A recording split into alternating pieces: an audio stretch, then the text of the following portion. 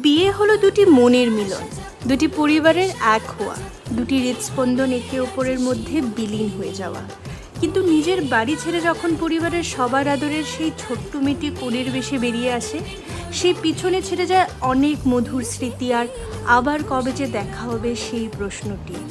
সেই পুচকে মেয়েটি আজ বড় হয়ে একটি নতুন সংসার শুরু করতে চলেছে, ঠিক যেমন আমাদের সবার মায়েরা একদিন করেছিলেন। তার মনে আজ আছে শুধু তাদের ছত্রছায়ায় আরও কদিন থাকার আকাঙ্ক্ষা।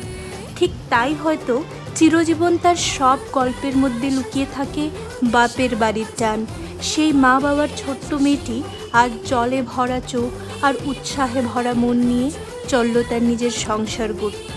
পৃথিবীর সব আদরের মধ্যে থেকে যাবে বাবা মা ভাইয়ের আদর প্রথম সারিতে।